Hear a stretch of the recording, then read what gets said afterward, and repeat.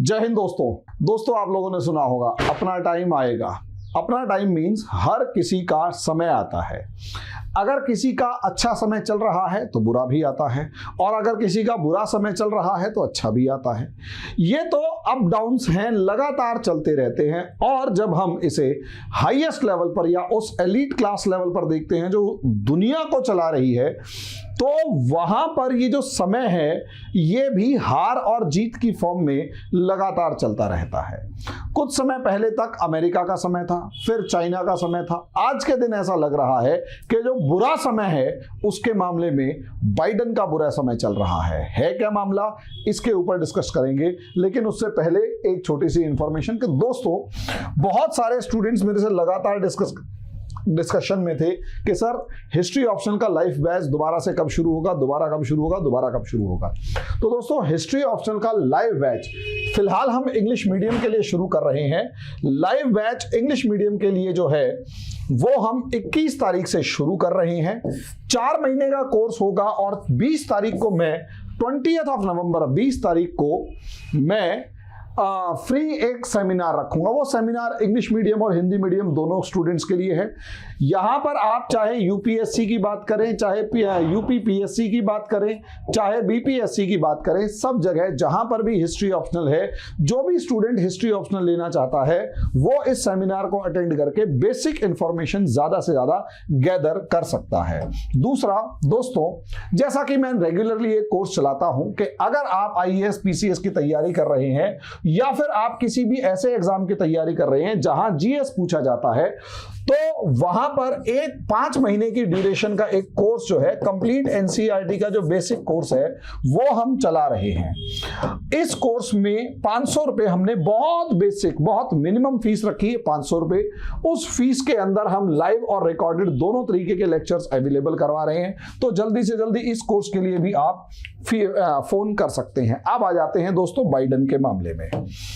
असलियत में अगर हम देखें तो इस समय पर दुनिया में जो सुपर पावर उसमें अमेरिका और उसके अलाइड कंट्रीज एक तरफ हैं, दूसरी तरफ रशिया खड़ा हुआ है, तीसरी तरफ चाइना खड़ा हुआ है, और कहीं ना कहीं रशिया और चाइना एक तरफ मौजूद हैं।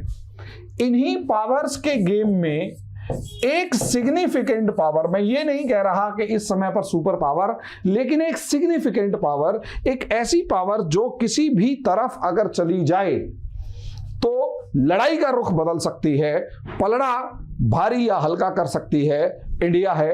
और ऐसे ही एक सिचुएशन या एक कंट्री यहां पर सऊदी अरेबिया है। अब खेल यहीं पर है कि हो क्या रहा है मामला। असलियत में अमेरिका इस समय पर जिसे कहते हैं डिक्लाइन पर है, इसमें कोई दो राय नहीं है। और कहीं ना कहीं दुनिया की जो मेजर पावर्स हैं आज के दिन रशिया को किसी भी तरीके से गिरा देने की कोशिश कर रही हैं, इसमें भी कोई दो राय नहीं है, ठीक है। लेकिन अमेरिका इस समय पर छटपटा रहा है। यूरोपियन डोमिनेंस जो है वो लगभग खत्म हो चुका है।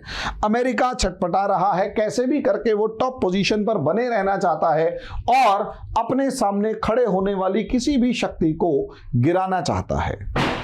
अब वो एक लड़ाई अलग है, लेकिन इस अमेरिका के अंदर जिस तरीके से बहुत ही एरोगेंट वे में बाइडेन बिहेव कर रहे थे, और लगभग पिछले 2 साल का अगर रिकॉर्ड देखा जाए तो 2 साल, जनवरी से बाइडेन ने ऑफिस ज्वाइन किया 20 जनवरी से, तो इन लगभग पौने 2 साल के अंदर बाइडेन के उस बिहेवियर का आउटकम ये था कि बाइडेन ने लगभग खासकर रशिया और सऊदी अरेबिया को जूते की नोक पे रखा। मजे की बात यह है कि रशिया को तो यूक्रेन वॉर में उलझा दिया, और यूक्रेन वॉर के अंदर जिस तरीके से उलझाया, आज भी रशिया उससे तिलमिला रहा है, इसमें कोई दो राय नहीं। प्लान ये था कि रशिया बर्बाद हो जाएगा, लेकिन रशिया कहीं ना कहीं से सिचुएशंस को हैंडल करने में कामयाब हो गया और ये सरवाइव कर गया। और मजे की बात ये कि अमेरिका की जितनी भी कैलकुलेशंस थी रशिया के मामले में वो फेल होती हुई नजर आई। जितना ज्यादा इकोनॉमिकली कमजोर समझा गया था रशिया को, रशिया उतना ज्यादा कमजोर नहीं निकला, बल्कि रशिया उससे कहीं ज्यादा ताकतवर निकला। और आज के दिन उस एक तरीके का जो इकोनॉमिक वॉर चल रहा है उसमें रशिया ने जिस तरीके से रिवाइव किया है अपने आप में, वो अल्टीमेट है। दूसरा, चाइना।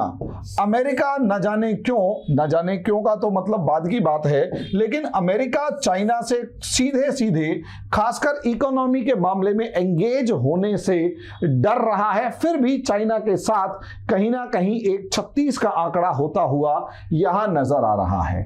यहीं अगर तीसरा पोर्शन इंडिया को देखा जाए, अमेरिका ने पूरी कोशिश करी इंडिया को हैंडल करने की, लेकिन इंडिया यहां पर कंट्रोल नहीं हुआ और इंडिया ने अपनी फ्री फॉरेन पॉलिसी रशिया के मामले में भी रखी, चाइना के मामले में बहुत ही निडर फॉरेन पॉलिसी रखी और 2 मिनट नहीं लगाए अमेरिका को उसकी औकात दिखाते हुए, या यूं कहते हुए अमेरिका को समझाते हुए कि भैया हम तुम्हारे साथ हैं, तुम्हारे पिछलग्गू नहीं हैं।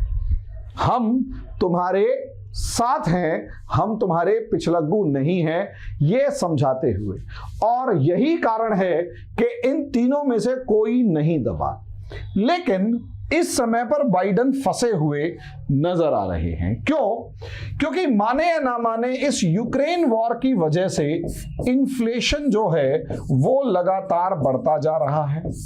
अब एक तरफ इन्फ्लेशन बढ़ रहा है और इन्फ्लेशन के बढ़ने की वजह से, और सबसे बड़ी बात, इस इन्फ्लेशन के साथ साथ जो ऑयल प्राइसेस हैं वो लगातार बढ़ रहे हैं।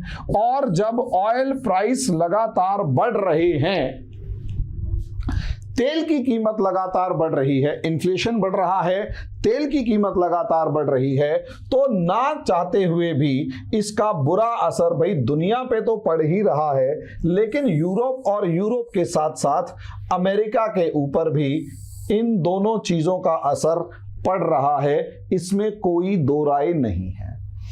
अब इस मामले को हैंडल कर जाते किसी भी तरीके से, लेकिन बाइडेन ने भाई अब अमेरिका के अंदर असलियत में मिड टर्म इलेक्शंस हैं और बाइडेन को ये मिड टर्म इलेक्शंस जो हैं ये फेस करने पड़ रहे हैं। अब क्योंकि बाइडेन को मिड टर्म इलेक्शंस फेस करने पड़ रहे हैं और ऐसे सिचुएशन में जबकि इन्फ्लेशन जो है वो अपने पीक पर है, इन्फ्लेशन अपने पीक पर है, तो यही एक सबसे बड़ी सिचुएशन है कि बाइडेन लगातार सऊदी अरेबिया और खासकर मोहम्मद बिन सलमान के ऊपर एक दबाव बना रहे हैं कि भाई तू कैसे भी करके तेल के दाम कम कर, और 1 महीने के लिए तेल के दाम कम कर दे। असलियत में यहां पर मोहम्मद बिन सलमान जो हैं वो किसी तरीके से अपना एक बदला उतार रहे हैं। दोस्तों, बदला क्या है? बदला ये है कि मोहम्मद बिन सलमान को अमेरिका कभी भी, खासकर बाइडेन जैसे लोग कभी भी पसंद नहीं करेंगे, क्योंकि अमेरिका मतलब बाइडेन जैसे लोग अमेरिका की उस एरोगेंट रेस से आते हैं जो कि दुनिया के बाकी देशों को और बड़ी से बड़ी शक्तियों को अपने पैर की जूती समझते हुए काम करते हैं। ये सिर्फ और सिर्फ अपना ऑब्जेक्टिव देखते हैं, अपना फायदा देखते हैं, इसके अलावा इन्हें किसी से किसी तरीके का कोई लेना देना नहीं होता, कोई मतलब नहीं होता।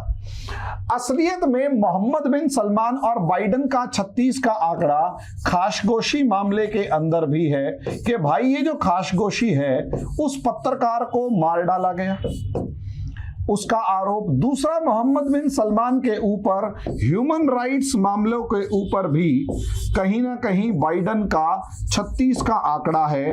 और यही रीजन है कि जो डिफेंस डील $100 बिलियन की थी, वो डिफेंस डील जो है सऊदी अरेबिया को वो कैंसिल कर दी।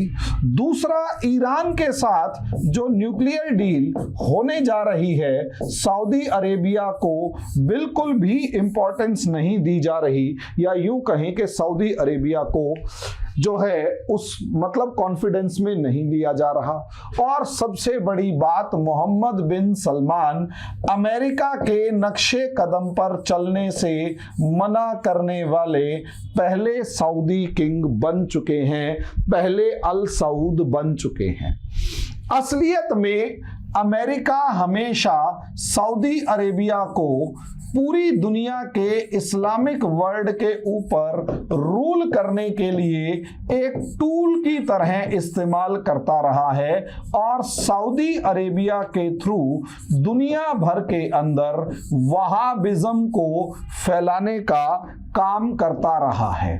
असलियत में वहाबिज्म जितना ज्यादा फैलेगा, एक्सट्रीमिज्म जो एक्सट्रीम फॉर्म ऑफ इस्लाम जितना ज्यादा फैलेगा, असलियत में अमेरिका को किसी भी देश में इंटरफियर करने का उतना ज्यादा मौका मिलेगा, और अमेरिका किसी भी देश को अपने तरीके से हैंडल करने में आसानी से मतलब आसानी फील करेगा। आप यहां पर अमेरिका को इंडिया के मामले में भी देख सकते हैं कि इंडिया के मामले में ह्यूमन राइट्स इश्यूज को जानबूझकर उठाया जाता है भारत के खिलाफ, ये प्रूव करने के लिए कि भारत के मतलब अमेरिका के जो क्या मतलब इंडिया के माइनॉरिटीज जो हैं वो काफी परेशान है। और मजे की बात ये कि यहां पर अमेरिका खुले तौर से अपना दोगलापन दिखाता है कि पाकिस्तान के अंदर पूरा वो जो मीडिया क्या नाम है माइनॉरिटी है वो खत्म हो जाता है, लेकिन मेजॉरिटी जो है मतलब पाकिस्तान के अगेंस्ट किसी तरीके का कोई भी ह्यूमन राइट्स इशू नहीं आता। सारे के सारे सऊदी किंग्स अमेरिका की इस बात को खुले तौर पर मानते रहे। दूसरा, सऊदी अरेबिया पेट्रो डॉलर नाम का जो कंसेप्ट है या एक तरीके की करेंसी है उसको डेवलप करने में मतलब उसके हमेशा मजबूती के साथ सपोर्ट में खड़ा रहा, और कहीं ना कहीं अमेरिकन डोमिनेंस का एक स्ट्रांग बेस बना रहा। मोहम्मद बिन सलमान पहले ऐसे अल सऊद हैं खुले तौर पर जिन्होंने वहाबिज्म को कहीं ना कहीं कंट्रोल करने से मना मतलब कहीं ना कहीं उसको स्प्रेड करने से मना कर दिया, और ये कहा कि पूरी दुनिया में इस वहाबिज्म की वजह से जो नेगेटिविटी जा रही है उसका बुरा असर पूरे इस्लाम के ऊपर पड़ रहा है। तो कहीं ना कहीं उन्होंने खुले तौर पर वहाबिज्म को सपोर्ट करने से मना कर दिया, और साफ साफ तौर पर यह कहने लगे कि इससे ना केवल दुनिया बल्कि सऊदी अरेबिया और अरब वर्ल्ड की इमेज भी खराब हो रही है। दूसरा, कहीं ना कहीं मोहम्मद बिन सलमान जो हैं वो कोशिश कर चुके हैं कि अगर वो पेट्रो डॉलर यानी हर जगह पर पेट्रोल यूज करने की जगह मतलब पेट्रोल को सिर्फ डॉलर में बेचने की जगह अदर करेंसीज में भी अगर बेचना शुरू कर देंगे तो इससे डॉलर की जो औकात है वो कम होनी शुरू हो जाएगी, और पूरी दुनिया में जो डॉलर का डोमिनेंस है वो कम होना शुरू हो जाएगा। इस चीज से अमेरिका की क्रेडिबिलिटी कम होगी, अमेरिका की एक तरीके से डोमिनेंस कम होगा, दबदबा कम होगा, दबाव कम होगा। ये बात कोई छुपी हुई नहीं है। लेकिन इसका एक अगला पार्ट भी है। अगला पार्ट यहां पर यह है कि भैया असलियत में मोहम्मद बिन सलमान क्योंकि बाइडन से अपना पुराना बदला उतारना चाहते हैं और कहीं ना कहीं एंटी हैं, तो इस समय पर ये जो मिड टर्म इलेक्शंस हैं, ये मिड टर्म इलेक्शंस बाइडन के लिए एक खतरा और क्या नाम है मोहम्मद बिन सलमान के लिए एक अपॉर्चुनिटी है कि कैसे भी करके सऊदी अरेबिया जो है और खासकर मोहम्मद बिन सलमान अमेरिका को दिखा दे कि बेटा देखो हम तुम्हारे ऊपर डिपेंडेंट हैं तो तुम भी हमारे ऊपर डिपेंडेंट हो। और यही रीजन है कि ओ OPEC ओपेक प्लस वाला जो मामला है, उसमें ओपेक प्लस ने डिसाइड किया कि भाई कैसे भी करके हम जो है वो ऑयल जो प्रोडक्शन है उसे रिड्यूस करेंगे। हम ऑयल प्रोडक्शन को रिड्यूस करेंगे और इस ऑयल प्रोडक्शन के रिडक्शन का बेनिफिट ये होगा, ऑयल प्रोडक्शन के रिडक्शन से जो पेट्रोल के जो प्राइस हैं वो एकदम से बढ़ना शुरू हो जाएंगे। पेट्रोल डॉलर कम होगा, ऑयल प्राइस जो है वो एकदम से बढ़ना शुरू हो जाएंगे और जैसे जैसे वो शुरू हो जाएंगे कहीं ना कहीं अमेरिका के इलेक्शंस के अंदर जो इन्फ्लेशन की मार है वो बढ़ेगी और इन्फ्लेशन अमेरिकन्स में इस समय पर जो 6% से लेकर कई जगह पर 8% तक दिखाई दे रही है। अमेरिकन्स इस मामले में बाइडन के ऊपर जो है विश्वास करना बंद करेंगे। बाइडन मिड टर्म इलेक्शंस हारेंगे और जैसे ही ये मिड टर्म इलेक्शंस हारेंगे अमेरिका को उसकी औकात पता लग जाएगी राष्ट्रपति को कि दुनिया को इतने एरोगेंट वे में ट्रीट करना अच्छी बात नहीं है और यहीं से सिचुएशंस बदलती जा रही हैं। इसलिए कह रहे हैं फंस गए रे बाइडन। इसीलिए और जब तक ये इलेक्शंस और अगर बाइडन हार गया तो यकीन मानिए ट्रंप है उसका धड़ा मजबूत होगा, बाइडन को अपनी कुर्सी हिलती हुई नजर आएगी और हालात काफी ज्यादा कहीं ना कहीं अगेंस्ट जाते हुए नजर आएंगे। और यही कारण है मैंने आपको कहा फंस गए रे बाइडन। धन्यवाद।